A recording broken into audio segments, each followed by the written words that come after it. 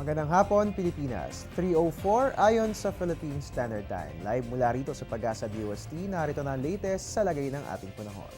The football fever is very much alive and kicking. Yes, mga kababayan, sa kasalukuyan nga po ay isinasagawa ang 2014 FIFA World Cup sa bansang Brazil. At para nga sa araw na ito, nakatakdang magharap ang mga sumusunod na koponan. Australia at Netherlands, Spain at Chile, Cameroon at Croatia at ganun din ang Colombia at Cote d'Ivoire.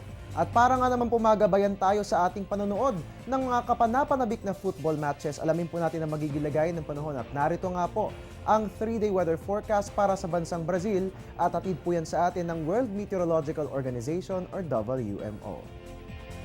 Ayon nga po sa nasabing forecast, maulap na kalangitan ang ating mararanasan bukas hanggang sa araw ng Biyernes. Diyan nga po yan sa nasabing bansa. So para po sa mga magte-take part sa mga kapanapanabik na activities ng World Cup, pwede po yan dahil magiging maganda naman po more or less ang lagay ng ating panahon. At sa ating pagbabalik, kaalamin naman po natin ang 3-day weather forecast na inilabas ng Pag-asa para sa ating bansa. Antabayanan po yan makalipas ang isang paalala.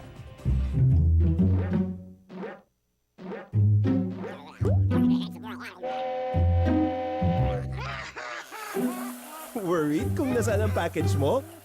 Sa Air 21, worry-free! May real-time SMS updates kaya alam mong status ng padala mo every step of the way. Why worry?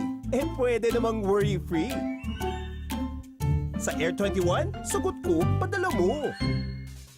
At sa punto pong ito, alamin na po natin na magigilagay ng ating panahon sa susunod na 3 araw. Sisilipin nga po natin yan sa tulong ng 3-day weather forecast mula sa Pag-asa. Unahin po natin ang lagay ng panahon sa Baguio. Fair weather naman po ang ating may experience bukas at magpapatuloy po yan hanggang sa araw ng Sabado. Dito sa atin sa Metro Manila, magiging maganda rin po at maaliwalas ang ating panahon bukas. Magpapatuloy po yan hanggang sa weekend at ang ating temperature maglalaro po yan sa pagitan ng 25 to 35 degrees Celsius. Sa Metro Cebu naman po, magiging maulan ang Huwebes at Biyernes so magbaon po tayo ng payong. Pero walang dapat alalahanin dahil pagsapit po ng araw ng Sabado, gaganda ng muli ang lagay ng ating panahon.